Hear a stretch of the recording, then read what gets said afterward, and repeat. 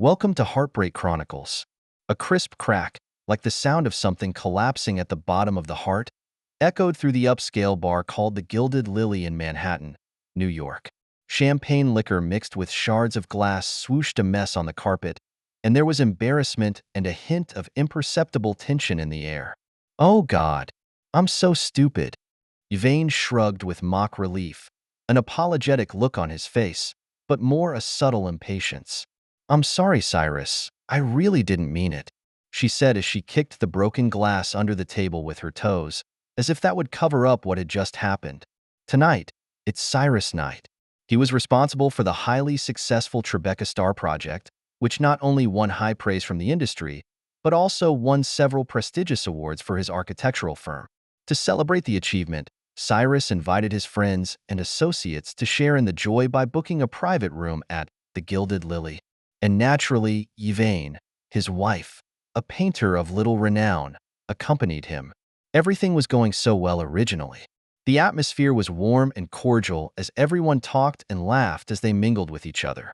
It wasn't until Yvaine raised his glass in a toast that the unexpected happened.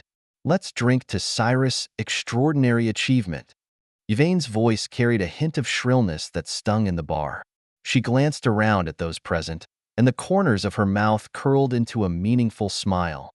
Of course, that word extraordinary has to be put in quotation marks. After all, in the eyes of this busybody of ours, what else can be called real art but all that cold steel and concrete? The moment these words came out, the originally noisy private room instantly quieted down. Everyone looked at each other, not knowing how to answer. Cyrus' face sank as well, his knuckles holding his glass slightly white from the force. Yvaine, you know I didn't mean that. Cyrus tried to lighten the mood, a hint of helplessness in his voice. Oh? Which means then? Yvaine raised an eyebrow, his tone provocative. Is it that you work until the middle of the night every day, come home and fall asleep, and don't even have time to talk to me?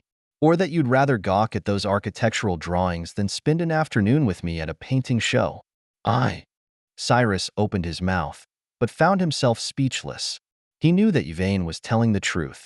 In the past few years, he did devote most of his time and energy to his work and cared less and less about Yvaine and his company. Well, it's rare for everyone to get together, so let's not talk about these spoilers. Damon, the partner sitting next to Cyrus, came out to round out the conversation. Yvaine, that's a beautiful outfit you're wearing today. As artistic as your new painting. Yeah, Yvaine's paintings are getting to be masterful. Another friend chimed in. The crowd spoke up and tried to steer the conversation away. Yvaine also shifted the goalposts along the way, chatting about her creative endeavors and her upcoming solo show. Cyrus, however, remained silent and the smile on his face disappeared. The smashed wine glass, as if an ominous omen, cast a shadow over his heart.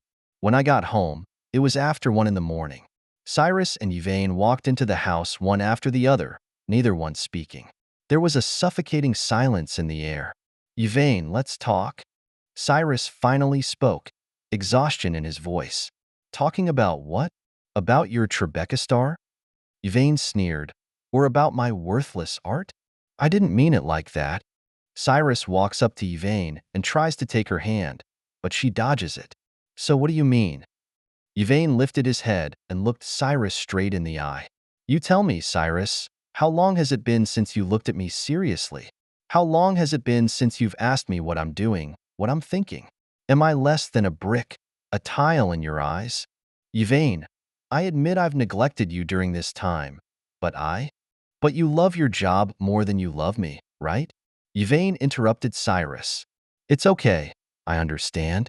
After all, your job is your true love, and I'm just an optional decoration. With that, Yvaine turned and walked into the bedroom, closing the door with a thud. Cyrus stood still for a long time. He knew that Yvaine's words, sharp as they were, had not come from nothing. Their marriage, indeed, was in trouble. Over the next few days, Cyrus tries to make amends by purposely putting off a few social engagements, coming home from work early, and cooking Yvaine's favorite dishes himself. However, Yvaine's attitude is consistently cold and oblivious to his overtures. Even more disturbing to Cyrus is the fact that Yvaine is becoming more and more mysterious. She often left early and returned late, saying she was sketching, but never brought back any work. Her cell phone was always set on silent, too, and on several occasions, Cyrus had seen her hiding on the balcony, sneaking calls, looking nervous and flustered. One Saturday afternoon, Cyrus was in his study, organizing his materials when he suddenly heard Yvaine's voice coming from the living room. "Yes, it's at the usual place. I'll be there as soon as I can." Yvaine lowered his voice and seemed afraid of being heard by Cyrus. Cyrus's heart stuttered as a sense of foreboding surged through him. He quietly went to the living room door and saw Yvaine preparing to go out with his bag. "Where are you going?" Cyrus couldn't resist asking. "Sketching," Yvaine replied without looking back, his tone hard. "Sketching this late?" Cyrus trailed off. "Are you finished?" Yvaine turned impatiently. "Do I have to report to you where I go?" With that, she slammed the door. Cyrus stood frozen in place, his mind in turmoil. He decides to follow Yvaine and see where she's really going. He drove far behind Yvaine's cab. About half an hour later, the cab stopped in front of a cafe in Greenwich Village. Cyrus parked his car in an inconspicuous corner and crept over. Through the glass window of the cafe, Cyrus sees Yvaine sitting face to face with a man. The man was probably in his 40s, tall, wearing a dark blue suit, and looked well-mannered. They leaned close, Yvaine smiling and frowning at times, listening intently to what the man was saying, their hands even touching under the table. Cyrus just felt a rush of hot blood to his head, and he could barely contain himself. He stormed into the cafe and walked right up to Yvaine. "What are you doing?" Cyrus's voice trembled slightly with anger. Both Yvaine and the man were taken aback. They looked up at the same time with a stunned expression on their faces. "Cyrus? What are you doing here?" Yvaine panicked and stood up, trying to explain. "Should I ask, what are you doing here?" Cyrus forced back his anger and turned to the strange man. "And who are you?" "Cyrus, let me explain. It's not what you think." Yvaine reached for Cyrus, but he shrugged him off. "Explanation? What else is there to explain?" Cyrus sneered. "Yvaine, I was blind to believe your bullshit. This gentleman, I think you've misunderstood. Yvaine and I are just normal friends." The man spoke, his voice low and magnetic. "My name is Landon, and I'm an art critic." "Art critic?" Cyrus repeated, sarcasm in his tone. "I think it's expert on love affairs, isn't it?" "Cyrus, don't go too far." Yvaine finally relented as she shouted, "There's nothing between Landon and I. We were just discussing my painting show." "A painting show? Another painting show?" Cyrus' emotions were completely out of control. "Yvaine, how long are you going to lie to me? Do you think I'm really that easy to fool?" "I didn't lie to you. I really didn't lie to you." Yvaine's voice was laced with sobs as she tried to grab Cyrus' hand, only to have him shrug it off again. "Enough," Cyrus yelled, drawing the attention of everyone in the cafe. "Yvaine, it's over between us, completely." With that, Cyrus turned and left the cafe. He drove aimlessly down the street. His mind was in turmoil as the figures of Yvaine and the man kept flashing before his eyes. He felt a pain and despair he had never felt before. Back home, Cyrus locks himself in his study and begins frantically poring over Yvaine's paintings. He noticed that the style of Yvaine's recent work had changed drastically, from bright, warm tones to a somber, dreary style that matched perfectly with the previous introduction of the man named Landon, who had once published review articles in magazines in a similar style, and even some of the elements could be directly shadowed in the man's past articles. This reinforces Cyrus' suspicion that Yvaine's cheating has involved more than just her relationship, it has involved her career. The next day, Cyrus made a decision. He contacts a private investigator named Quinlan and asks him to look into Yvaine and Landon's relationship. "I want to know everything about them, including their past, their present, and their future." Cyrus said to Quinlan, "Remember, I want hard evidence, and I want to leave them speechless." Quinlan is an experienced detective, and he quickly launches an investigation. He had gathered a great deal of information about Yvaine and Landon through various sources, He finds out that Yvaine and Landon met at an art show 3 months ago. Landon appreciates Yvaine's talent and offers to write a review article for her. Since then, they have been seeing each other frequently and have grown closer. Quinlan also found out that Landon was a controversial art critic who had repeatedly used his position of authority to sexually harass young artists and plagiarize art. He's got a bad rap, but he has a lot of influence in the art world. After about a week, there was new news from Quinlan. He snapped photos of Yvaine and Landon being intimate on different occasions, including eating at a restaurant, walking in the park, and even an overnight stay at Landon's apartment, with details of the time, place, and scene. Here's the evidence you asked for. Quinlan handed Cyrus a file folder. According to my research, their relationship goes far beyond that of ordinary friends. Cyrus took the pouch and opened it to reveal a thick stack of photographs and a detailed investigation report. He looked through the photos one by one, his face growing harder and harder. In the photo, Yvaine and Landon are snuggling up close, smiling brightly, and not giving him a second thought as a husband. Assholes. Cyrus angrily slammed the picture down on the table. How dare they do this to me? Cyrus, you need to calm down. Quinlan reminded, the most important thing right now is to think about what to do next. What to do? I'm going to make them pay. Cyrus said through gritted teeth. I'm going to make them lose their names and have nothing to show for it. Revenge isn't going to solve the problem, Cyrus. Quinlan said, what you need right now is calm and reason. You need to think through what you really want. Cyrus was silent. He knew that Quinlan was right. Revenge doesn't make him happy, it puts him in deeper pain. He needed time to think, to decide what the way forward should be. Thank you, Quinlan. Cyrus took a deep breath. I'll take care of the rest myself. After seeing Quinlan off, Cyrus sat alone in his study. He lit a cigarette and took a hard drag, trying to calm himself down. He began to reflect on the marriage and think about what went wrong. He admits that he did neglect Yvaine's feelings over the years. He spends too much time at work and neglects his family and his wife's emotional needs. He thinks it's enough to provide Yvaine with a good material life, forgetting that what she really wants is his companionship and love. But that doesn't excuse Yvaine from betraying him. Marriage is a commitment, a responsibility, and no reason can be an excuse for betrayal. Cyrus's emotions flared up again at the thought. He turned on his computer and logged into Yvaine's email. He knew her email password. They had never put up defenses before. He looked through Yvaine and Landon's emails, one by one. The loving words, the revealing sentiments, piercing his heart like a knife. In an attachment to one of the emails, Cyrus discovers a critical essay Landon wrote for a solo exhibition of Yvaine's paintings. He clicked on the article and read it carefully. In the article, Landon praised Yvaine's talent, calling her a rising star in the contemporary art world and a rare gem of art whose work is full of life and imagination. Cyrus, however, took a page out of this article. Landon's wording and tone are identical to his previously published opinion pieces, and there are even a couple of key comments that are almost copy and pasted. Coupled with Yvaine's recent shift in painting style, Cyrus has a wild guess. Yvaine's paintings are, in all likelihood, influenced or even manipulated by Landon. It's not just cheating, it's using and controlling. To test his suspicions, Cyrus carefully compared Yvaine and Landon's recent work again. He found that many elements and techniques common to Landon's work did appear in Yvaine's paintings, and that even the composition and use of color in some of them were strikingly similar to Landon's work. This discovery makes Cyrus even angrier. He cannot tolerate Yvaine's betrayal, much less Landon's use and deception of Yvaine. He decided that he was going to make these two pay the price they deserved.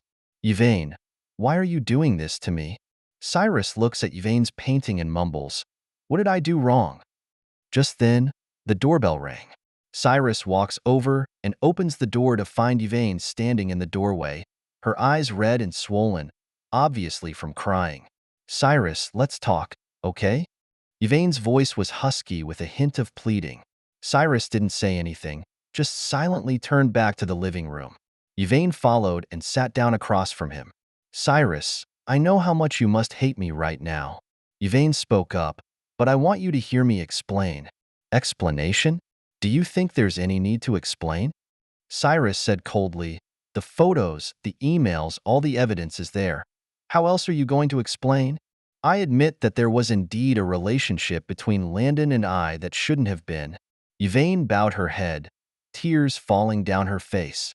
But I can assure you that it was just a moment of confusion, and I am now completely cut off from him. A moment of confusion? Cyrus' voice was filled with mockery. Yvaine, do you take me for a fool? Do you expect me to believe your bullshit? Cyrus, I know you won't believe anything I say right now. Yvaine looked up and into Cyrus' eyes. But I really know it's wrong. I don't want to lose you. I don't want to lose this family. It's late, Yvaine. Cyrus stood up and walked over to the window. We were over from the moment you betrayed me. No, Cyrus, please, just give me another chance, okay? Yvaine walked over to Cyrus and reached out to hug him, but he dodged. Yvaine, stop fooling yourself. Cyrus turned and looked at Yvaine. There's no trust left between us. Even if we're barely together, we won't be happy. But there are no buts. Cyrus interrupted Yvaine. I've made up my mind. Let's get a divorce. The word divorce pierced Yvaine's heart like a sharp dagger. Her face was pale, and her body trembled slightly, unable to believe her ears. Cyrus, what did you say? Yvaine's voice held a hint of a sob as she tried to grab Cyrus' arm, only to have him mercilessly shrug it off. I said, let's get a divorce. Cyrus repeated coldly, his tone firm and unquestioning. I've had enough of this hypocrisy, and I don't want to continue with people like you. No, Cyrus, you can't do this to me. Yvaine broke down completely. She threw herself into Cyrus' arms and hugged him tightly, tears falling down her face. I know I'm wrong. I really know I'm wrong. Please, give me another chance, okay? I promise, I will never see Landon again. I will be a good wife. I will make it up to you. Cyrus closed his eyes and took a deep breath, then slowly pushed Yvaine away. That's enough, Yvaine. No more theater. His voice was awfully calm. Your tears don't mean anything to me anymore. No, Cyrus, I mean it. I really love you. Yvaine cried, trying to hug Cyrus again, but he turned around determinedly and walked into the bedroom, bang, slamming the door behind him. Over the next few days, Cyrus began working on the divorce. He contacted a veteran divorce attorney named Harper and consulted with her about the legalities. Based on the information you've provided, your wife, Yvaine, has engaged in clearly negligent behavior during the marriage, which will have a significant impact on the division of property. Harper, a shrewd and competent middle-aged woman, quickly flipped through the documents Cyrus had brought with him and calmly analyzed them. We need to gather further evidence of her inappropriate relationship with Landon and the substantial damage that relationship has caused to your marriage. The evidence I already have a portion of, including the private investigator's report and some of the emails exchanged between Yvaine and Landon. Cyrus handed Harper the Quinlan's investigative report and printout of the emails. But I'll need more conclusive, stronger evidence, especially in terms of property division, and I don't want to cheapen the deal. I see what you mean. Harper nodded. Apart from the private detective's investigation, we can also start from other aspects. For example, we can investigate Yvaine and Landon's bank account flows to see if there are any improper financial transactions. Also, we can contact Yvaine's gallery and partners to find out about the sales of her paintings and whether Landon played some role in them. Okay, then, please. Cyrus said, anyway, I'm going to make her pay for her behavior. With Harper's help, Cyrus begins to move forward with the divorce proceedings in an organized manner. Meanwhile, he continues to have Quinlan follow up on his investigation of Yvaine and Landon. On the other hand, Yvaine's life is in a mess. Ever since the day Cyrus filed for divorce, she's been shutting herself in her house and spending her days in tears. She tries to contact Landon, only to find that his phone number is no longer available and Facebook is blacked out. She then realizes that Landon has just been using her from the beginning and has never been true to her at all. Yvaine is remorseful and hateful. She regrets her confusion and hates Landon's heartlessness. She wants to win Cyrus back, but doesn't know how to ask. It was at this point that Yvaine received an unfamiliar phone call. On the other end of the line, a low male voice said, Yvaine, I'm a friend of Landon's, and he asked me to tell you that he's left New York. He says he's sorry and hopes you'll forgive him. Where did he go? Yvaine asked, trembling. I don't know. The man said, Landon just said he needed some time to cool off, and he told you to take care of yourself. With that, the man hung up. Yvaine stood frozen in place, tears coming to his eyes again.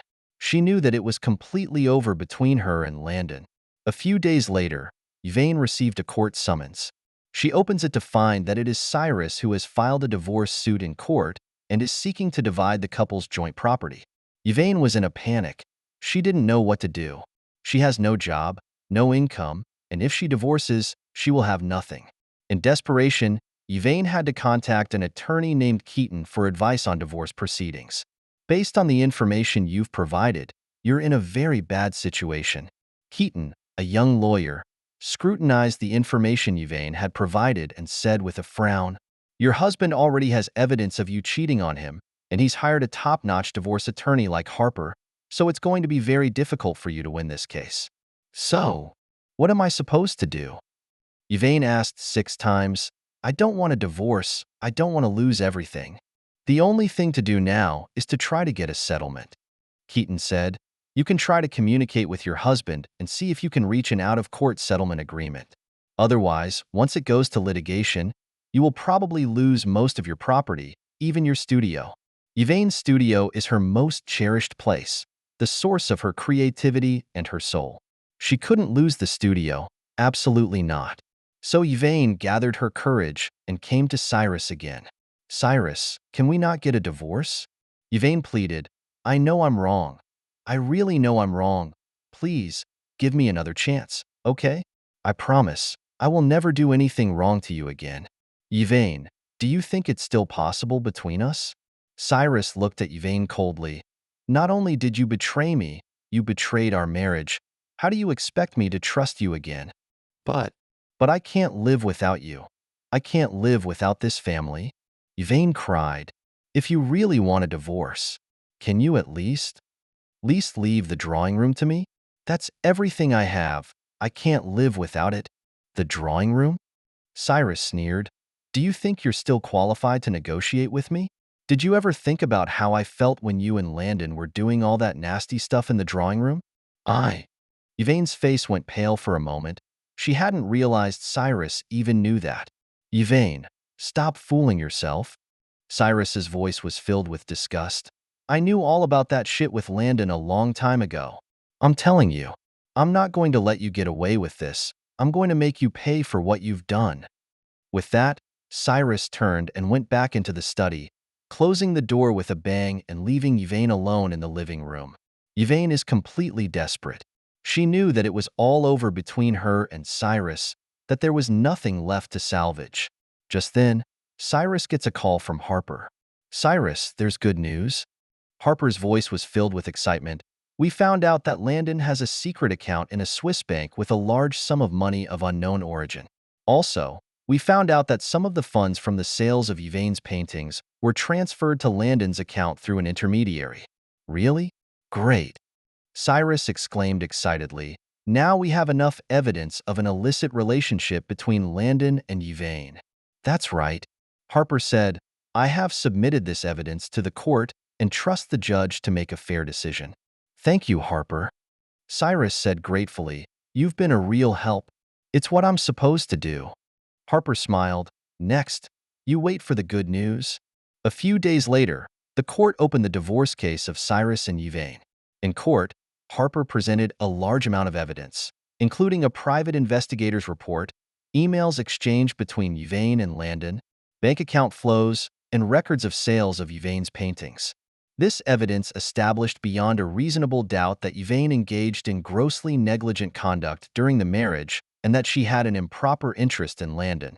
Faced with a mountain of hard evidence, Yvaine was speechless, her head bowed, silently shedding tears.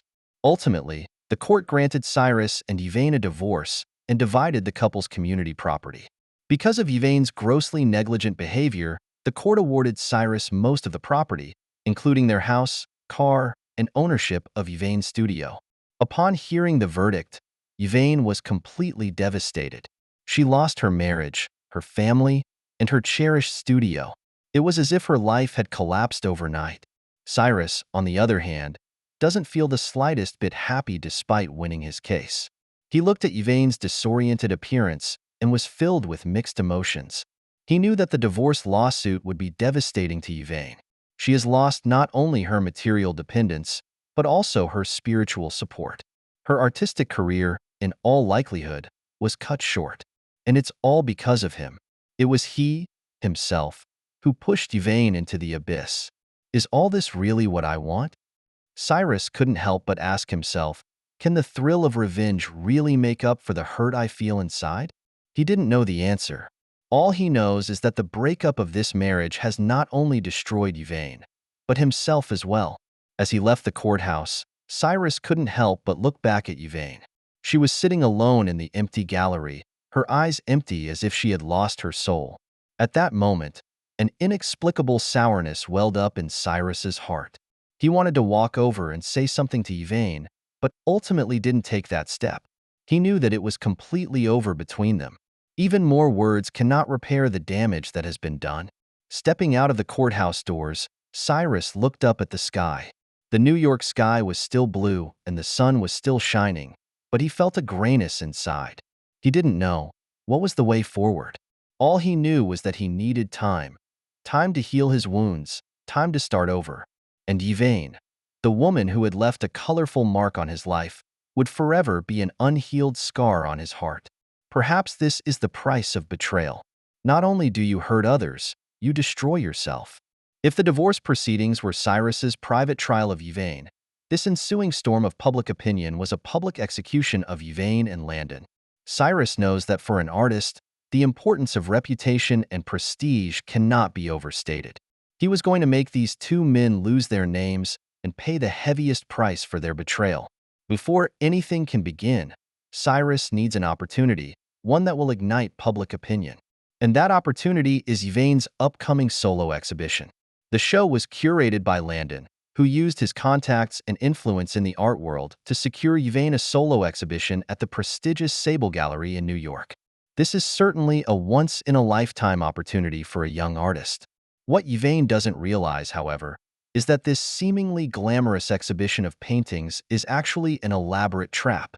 A month before the opening of the exhibition, Cyrus began his operation.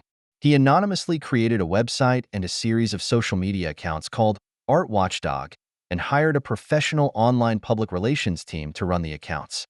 Art Watchdog is positioned as an independent media that exposes the dark secrets and unspoken rules of the art world, and it has quickly attracted a large number of followers with its sharp words and exclusive news, most of whom are netizens who are deeply disgusted by the scandals in the art world.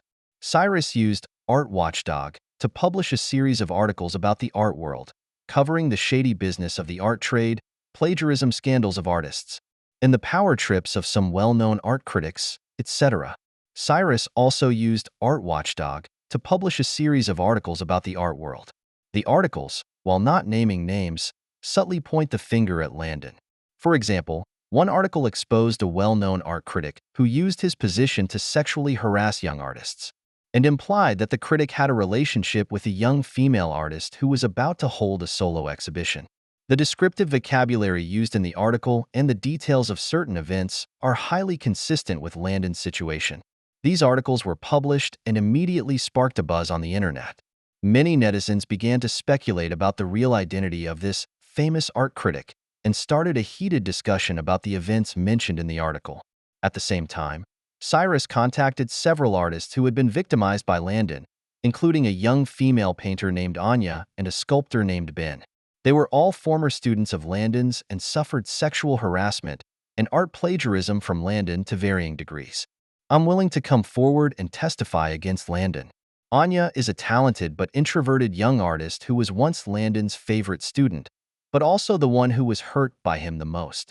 He ruined my work and my dreams, and I can't let him continue to plague others. Me too. Ben is a tall, straight-laced young artist with anger in his voice. Landon plagiarized my work and is backtracking by saying I plagiarized him. I can't let scum like that continue to get away with it. Under Cyrus's arrangement, Anya and Ben provided Art Watchdog with detailed information and evidence of their victimization by Landon, including records of Landon's personal correspondence with them, photographs of Landon's plagiarized work, and testimonies from people who knew about the incident. Art Watchdog compiled the evidence into a lengthy story and posted it on its website a week before the opening of Yvaine's show. This story exposes Landon's crimes in great detail and is accompanied by extensive photographic and video evidence. At the end of the article, the author writes poignantly, "We can't help but wonder how an art world scum like Landon got to where he is today. How many other secrets are behind him? Are his so-called partners complicit, or are they the next victims?" The story was like a bombshell, causing a furor in the art world and online. Netizens retweeted and commented, expressing outrage at Landon's bad behavior and demanding that the relevant authorities investigate the matter thoroughly. "It's horrible. I didn't realize the art world was so dark. Scum like Landon are a disgrace to the art world. Support Art Watchdog, and hopefully you'll expose more shady stuff." Who is that young female artist with the upcoming solo show? Is she also Landon's accomplice? People search Landon. Make him pay. The pressure of public opinion is mounting, and Landon's name is quickly making its way to the top of the social media hit lists. Many organizations and individuals who have worked with Landon have issued statements declaring that they are done with him. Yvaine, Landon's partner, was inevitably caught in the crossfire. 3 days before the opening of the show, Cyrus dropped another big announcement. Through Art Watchdog, he posted an article titled, "Style Borrowing or Creative Plagiarism?" Yvaine's paintings strikingly similar to Landon's.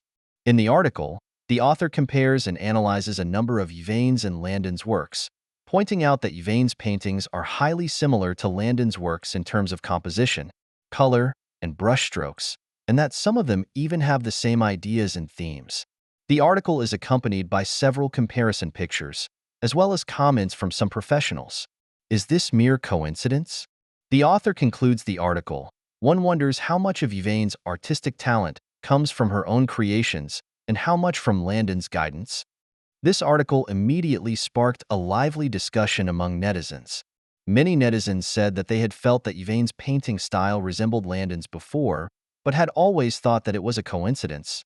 But now it seems that things are not that simple.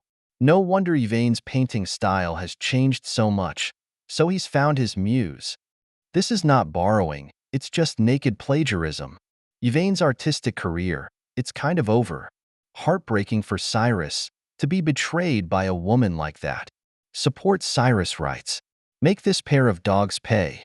Yvaine's reputation is in tatters amidst the netizens. She has been labeled a plagiarist, liar, cheater, and other notorious names, and has become a target. Yvaine, meanwhile, is holed up at home, terrified. She was afraid to go online, watch the news, or even answer the phone. She knew that everything was over for her. Her artistic dreams, her reputation, her future, all destroyed by this sudden storm. She tries to contact Landon, only to find that his phone is still unavailable and Facebook is still blacked out. She then realizes that Landon has long since abandoned her and fled on her own. The day before the show opened, Yvaine received a call from Sable Gallery. Mr. Wright, the director of the gallery, informs her in a cold tone that the gallery has decided to cancel her solo exhibition due to the negative impact caused by her personal reasons. "Mr. Wright, please, give me another chance, okay?"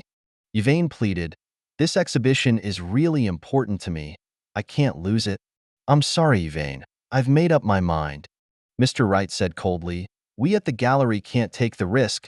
We can't let the work of a plagiarist tarnish our reputation." With that, Mr. Wright hung up. Yvaine sits paralyzed on the floor, tears streaming down his face. She knew that her last hope was dashed. Nevertheless, the exhibition opened as scheduled. But unlike the original plan, this opening turned into a public denunciation of Landon and Yvaine. Cyrus arranged for people to infiltrate the show as art lovers, with hidden cameras and recording devices to document the event. "Ladies and gentlemen, welcome to the Sable Gallery." Mr. Wright stood on the stage at the opening of the exhibition and said with a grimace on his face, "Today we were supposed to be celebrating a feast of art, but unfortunately, for some peculiar reason, this feast has turned into a farce. Our gallery has always been committed to promoting genuine art and supporting talented artists, but we will never tolerate any form of plagiarism and deception." Mr. Wright's voice grew more and more impassioned. "Today, we are here to declare war on all plagiarizers and cheaters. We're going to show them that the art world is not a place where they can do whatever they want." As soon as Mr. Wright's words were out of his mouth, several artists who had been victimized by Landon, including Anya and Ben, took the stage and publicly accused Landon of her crimes. "Landon, you liar. You stole my work. You ruined my dreams. You must pay." Anya shouted emotionally, her tears coming to her eyes. "Landon, you're not only a liar, you're a coward. You have the skills to do it. Why don't you have the skills to admit it?" Ben said angrily. "Where have you been hiding? Do you dare to come forward and confront me face to face?" The presence of these victims brought the scene to a close. Many of the visitors who originally came to see the exhibition have joined in the clamor. "Down with plagiarizers. Support original art. Get Landon out of the art world. Yvaine, you liar. You don't deserve to be called an artist." Amidst the roar of the crowd, several of Yvaine's paintings were torn down by angry spectators, thrown to the ground, and stomped into a mass of scrap paper. This exhibition of paintings, which is supposed to be full of art, turns into a complete farce, a public trial of Landon and Yvaine. All of this was captured on camera by Cyrus' crew and uploaded in real time to Art Watchdog's website and social media accounts. Live from the Sable Gallery painting show, angry spectators tear up the plagiarist's work, Landon and Yvaine, a disgrace to the art world. Justice may be late, but it will never be absent. Videos and pictures of the scene released by Art Watchdog quickly went viral on the internet, sparking a new wave of public outcry.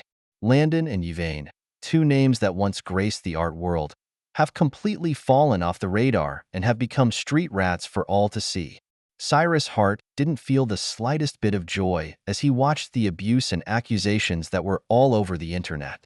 He knows that this storm of public opinion has not only destroyed Landon and Yvaine, but himself as well. In this game of revenge, there are no winners, only losers. And he, too, will eventually pay for his behavior. After the storm of public opinion, everything fell silent. Landon disappeared from the public eye as if he had vaporized. Yvaine, on the other hand, suffers the bitter consequences of his defeat alone, in loneliness and remorse. Cyrus won the battle, but lost too much. He thought the thrill of revenge would soothe the hurt inside, but he didn't realize that all he'd get in return was a deeper emptiness and confusion. The victory in the divorce proceedings did not bring him the relief he had expected. The house that was once filled with laughter is now nothing but a cold silence. Yvaine's scent lingers in every corner, and every item carries the memories they once had. He began to lose sleep and stayed up all night. Close your eyes and Yvaine comes to mind, her laughter, her tears, her once tenderness, and her final despair. He forced himself not to think about her, not to think about the past, but the more he repressed it, the more those memories came rushing back, drowning him like a tidal wave. At the suggestion of a friend, Cyrus began counseling. He sees a psychiatrist named Dr. Anya twice a week to try to get out of this failed marriage. "You still love her, don't you?" Dr. Anya, a gentle and wise middle-aged woman, asked softly as she listened quietly to Cyrus' confession. Cyrus was silent. He didn't know how to answer that question. Love? Hate? Maybe both. He was once deeply in love with Yvaine, but her betrayal tore that love to shreds. Hate is a continuation of love, Cyrus. Dr. Anya seemed to read his mind. The reason you can't let it go is because you're still perpetuating your feelings for her in another way. Cyrus opened his mouth, but found himself speechless. Revenge doesn't make you happy. It only leads you into deeper pain. Dr. Anya continues, you need to learn to let go, to forgive, not for her, but for yourself. But what am I supposed to do? Cyrus's voice was filled with confusion. I feel like a drowning man. I can't find my way or hold on to anything. You need to rebuild your life, Cyrus, Dr. Anya said. You need to find a new purpose, a new hope, so that you can step out of the past. Under the guidance of Dr. Anya, Cyrus begins to try and change his life. He left his original job at an architectural firm to set up his own interior design studio. He has always had a passion for interior design, but previously chose to become an architect in order to pursue success in the worldly sense. Now, he could finally let go of all his worries and do what he really loved. He redecorated his home, clearing out everything Yvaine related and replacing it with a minimalist and contemporary design. In this way, he hopes to say goodbye to the past once and for all. He has also started to try new hobbies like photography, traveling, cooking, and more.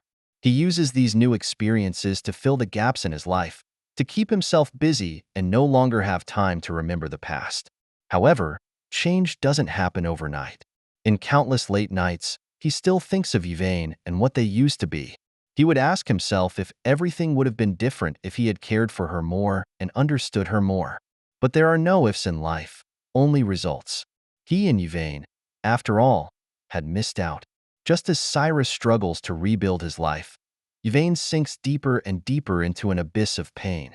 She lost her gallery contract, her recognition in the art world, and her financial resources. She spends her days locked up in a small rented apartment, afraid to go out, afraid to meet people, even afraid to go online. She tried to pick up her brush again, but realized she could no longer draw anything. It was as if her inspiration had vanished along with her reputation, leaving nothing but a void. She began to drink heavily, using alcohol to numb her nerves and escape the pain of reality. She even thought about committing suicide, but ultimately didn't have the courage to end her life. Just when Yvaine was at her most desperate, she received an unexpected message. Her mother had a heart attack and was hospitalized. Yvaine's mother was her only family in the world and her favorite person. She rushed to the hospital against all odds, only to be told that her mother needed heart bypass surgery that would cost hundreds of thousands of dollars. Yvaine simply can't get that much money. She sold everything she had of value, including several paintings she had once treasured, but it still wasn't nearly enough. Desperate, she thought of Cyrus. Though she knew Cyrus hated her, she took a glimmer of hope and dialed his number. "Cyrus, I know you hate me, but I'm begging you. Help me?" On the other end of the phone, Yvaine's voice trembled with desperation and pleading. "My mom is sick and she needs surgery, but I don't have the money." Cyrus was silent. He hadn't expected Yvaine to show up in his life again, and in such a way. "How much do you need?" Cyrus asked after a long time. "500,000. No, 300,000 will be enough." Yvaine's voice held a hint of hope. "Cyrus, I know it may not be much to you, may not mean much, but I promise, I'll pay you back and I'll spend the rest of my life paying. Send me your account number." Cyrus interrupted. "I'll transfer the money to you." "Cyrus, you?" Yvaine couldn't believe her ears. "You're really willing to help me?" "I'm not doing you a favor. I just don't want to see an old man die because he doesn't have the money to pay for treatment." Cyrus' voice was cold and detached. "This is the last connection between us, and from now on, we owe each other nothing." With that, Cyrus hung up. A few minutes later, Yvaine's cell phone received a bank text message alerting her that she had received a $300,000 transfer to her account. Yvaine looked at the text and burst into tears. She knew that this was Cyrus' last mercy to her, and the last goodbye between them. The surgery was successful and Yvaine's mother was saved. After her mother is released from the hospital, Yvaine takes her out of New York and back to their hometown, a remote and quiet town. There, Yvaine rents a tiny house and starts a new life with his mother. She took a job teaching art at the local school, which paid little but was enough to sustain them. She picked up her brushes again, but this time, she was no longer seeking fame and fortune, but to express the true feelings of her heart. She paints the scenery of small towns, the kind faces of mothers, and the innocent smiles of children. Her painting style has become more down-to-earth, warmer, and closer to life. She is no longer the radiant artist Yvaine, but an ordinary country schoolteacher, an ordinary daughter. But inside, she felt a peace and tranquility she had never known before. A year later, Cyrus receives a package from an unfamiliar address. He opened it, and inside was a painting of a golden wheat field, shimmering warmly in the light of the setting sun.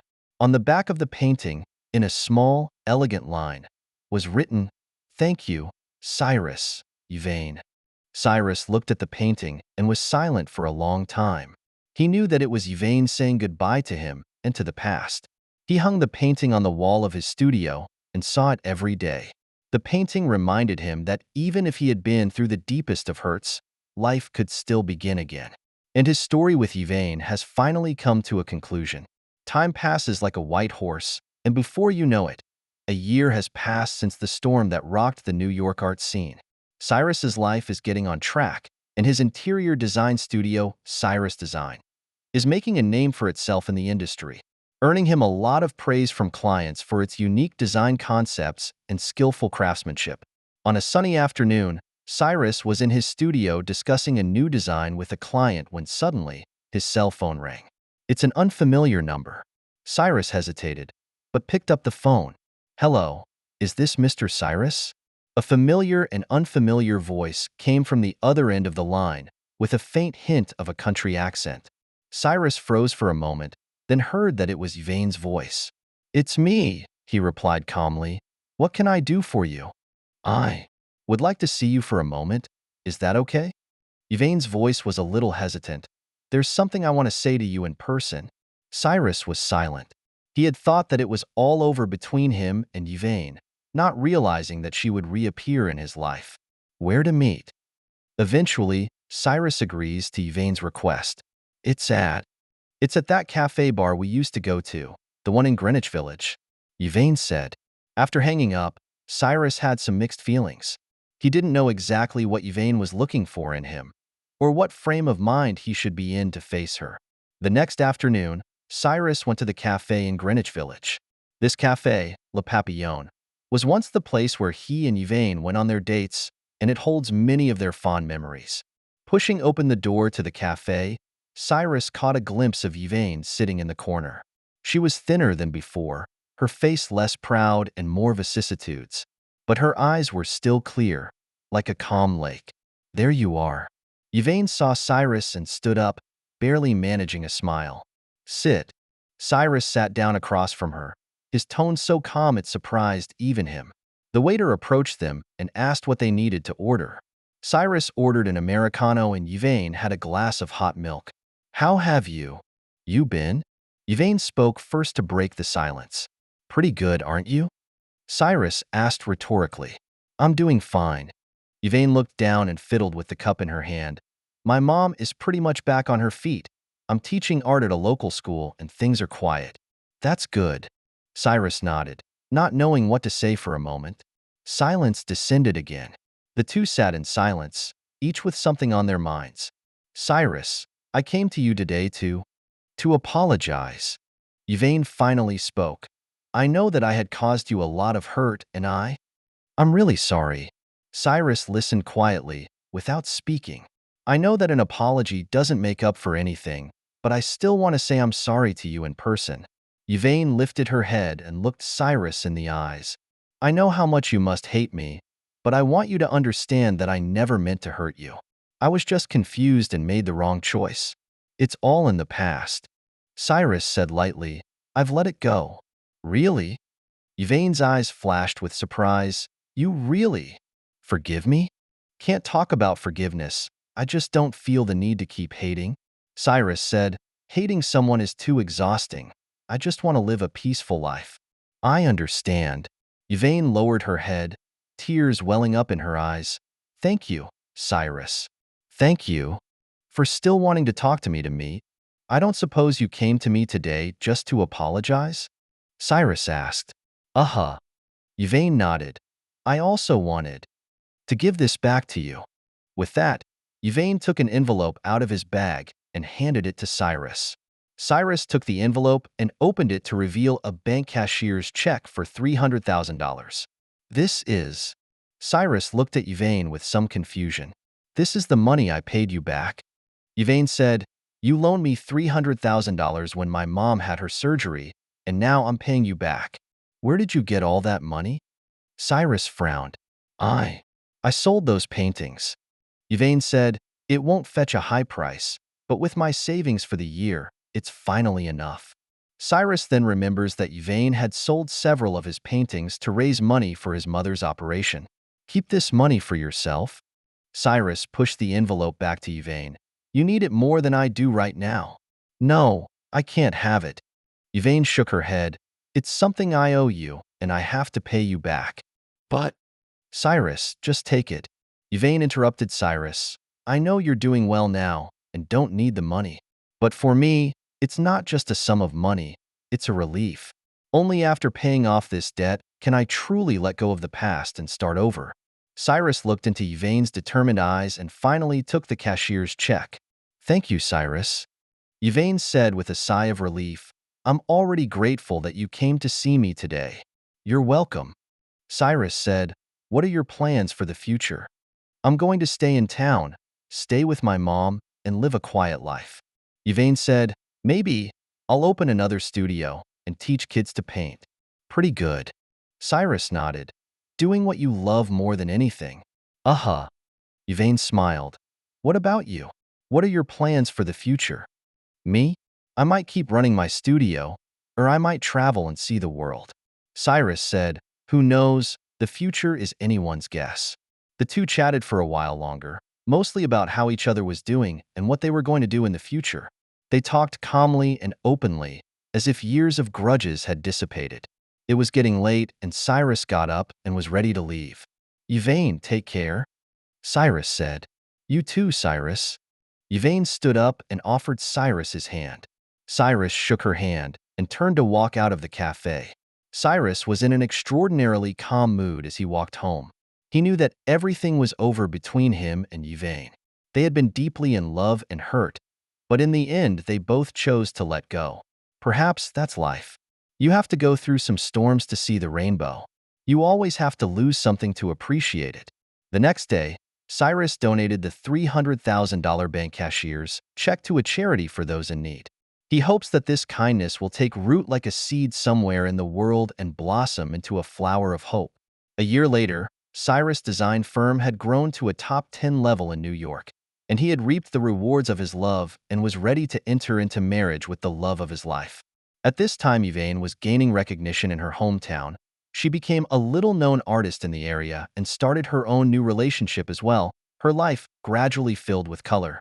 A few years later, at an international interior design exhibition, Cyrus, who had already become a leader in his field, saw Yvaine, whom he had not seen for a long time, in front of a small-town-inspired painting called Afterglow. At this moment, she was talking affectionately with the love of her life beside her, and her face was full of happiness. And he stopped at the painting for just a short while, smiled softly at the warmth of it, and then took the love of his life by his side and walked firmly into the future that was theirs. They didn't recognize each other or say hello.